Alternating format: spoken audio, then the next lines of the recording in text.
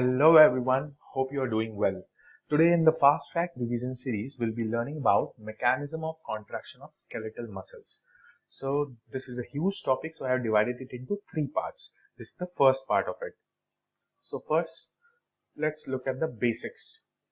So here we are going to study the ultrastructure of a muscle, and just for giving you an example, I have taken the example of biceps.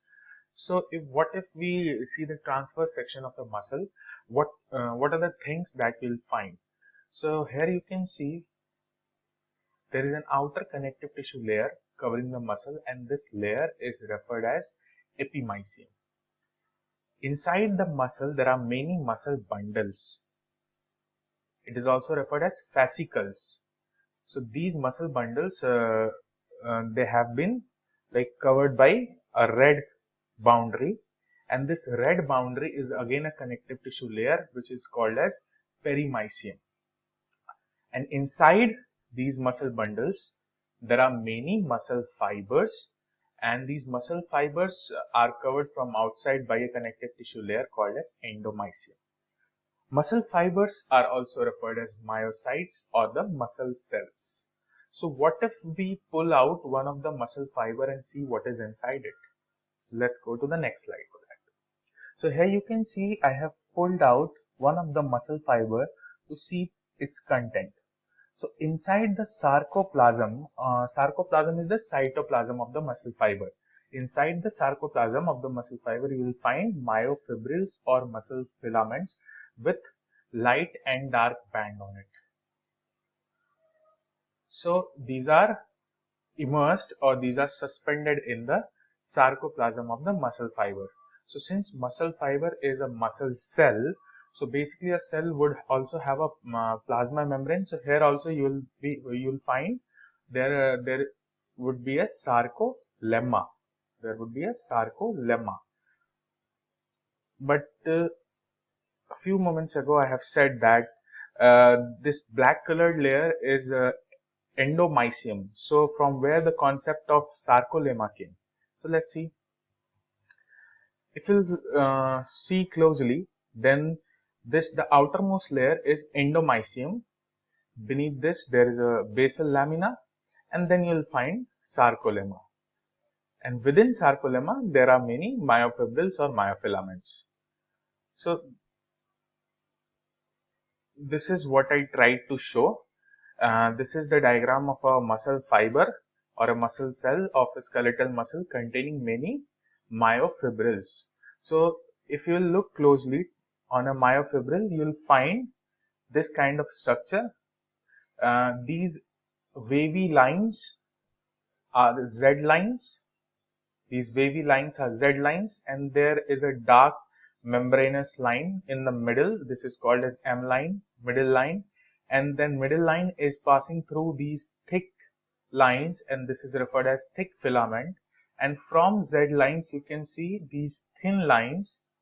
These thin lines are thin filament. So let's look at my version of it.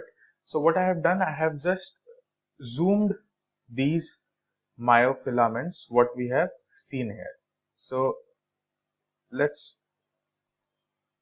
I have taken one part of it and to see what is inside it. So as you can see, the outermost lining is a Z line, and the Z line is basically a membranous line which is passing through the thin filament. These are the thin filaments, and the Z line is passing through the thin filament. And then there are thick filament, which I have showed with the red color, and a thick membranous line is passing through the thick filament. This is called as middle line. Now there are some bands. There are areas, the area between the Z line is referred as sarcomere.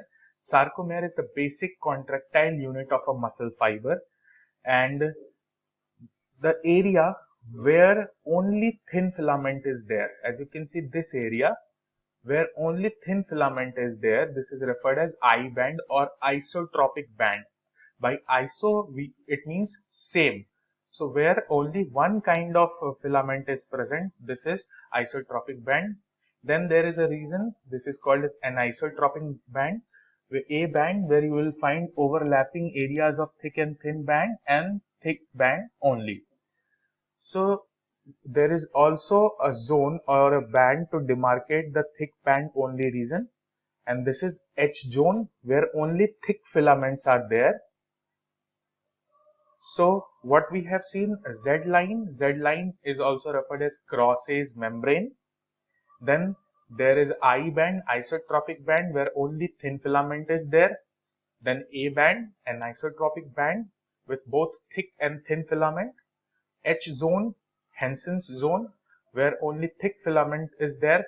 Then there is M line, middle line, which is passing through the thick filament.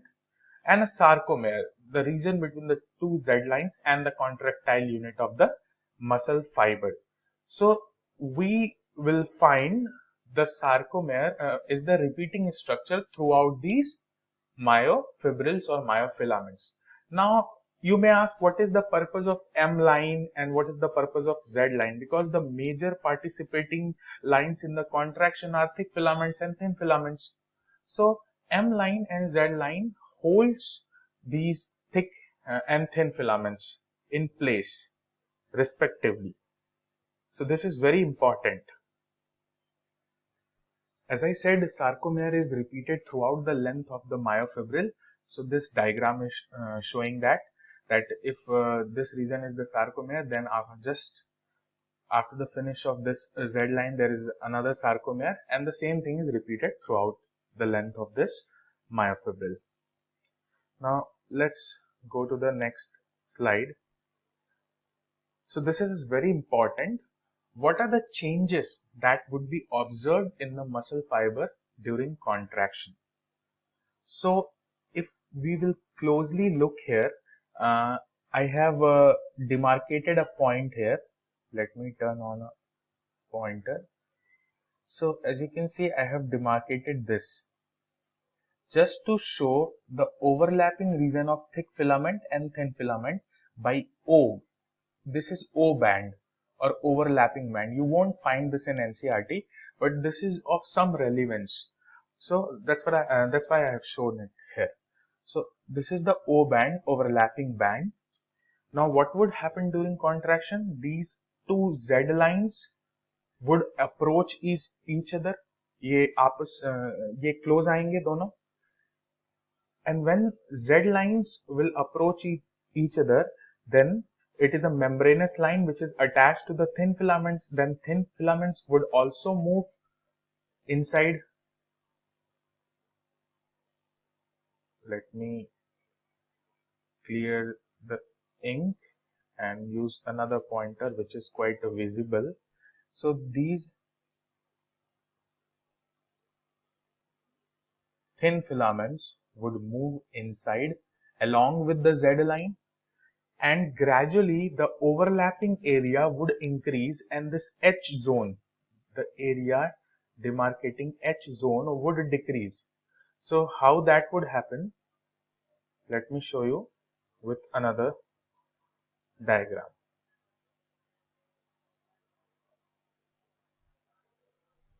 So as you can see, when both the Z lines would come together, there would be hardly any I band left. Only the A band would be there intact, and there would be no H zone. So this is, I am showing the maximum strength of contraction. If maximum contraction occurs, then sarcomere will be shortened, and these changes would be observed. So these are the changes. Sarcomere shortens, I band decreases and it gradually disappears, H zone decreases and it gradually disappears, A band remains same, and O zone, which is the overlapping zone, it increases. And this is some added information, added thrust. So you will find here the name of a protein here. This is titin. Titin is a giant protein and which is encoded by TTN gene in humans. So it functions as a molecular spring.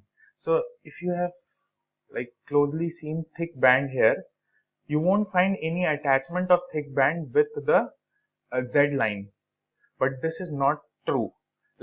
although this diagram is given in the NCERT, but these thick filaments are attached with the Z line on both the sides with a protein, and this protein is called as titin. It functions as a molecular spring. As you can see in this diagram, a spring-like structure is there which is attached to the end of these thick filaments.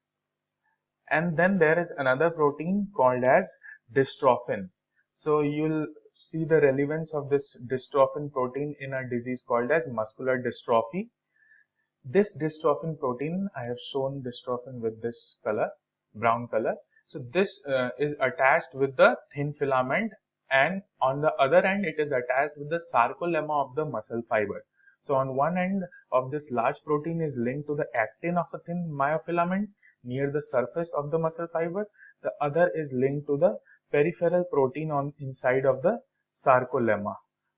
Through a complex of transmembrane and intracellular proteins, dystrophin transfers the force of myofilament movement to the basal lamina, endomysium, and other extracellular components of the muscle. So let me tell you what exactly I am talking about.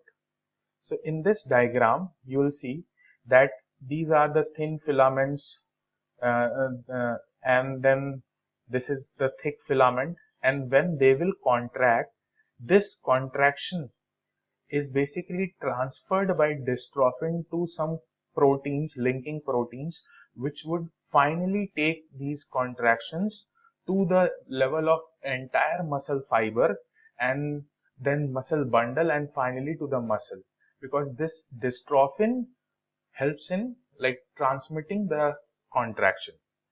So this is all for this lecture. In the next lecture, we'll be learning about some details of these contractile proteins. So stay tuned. Thank you.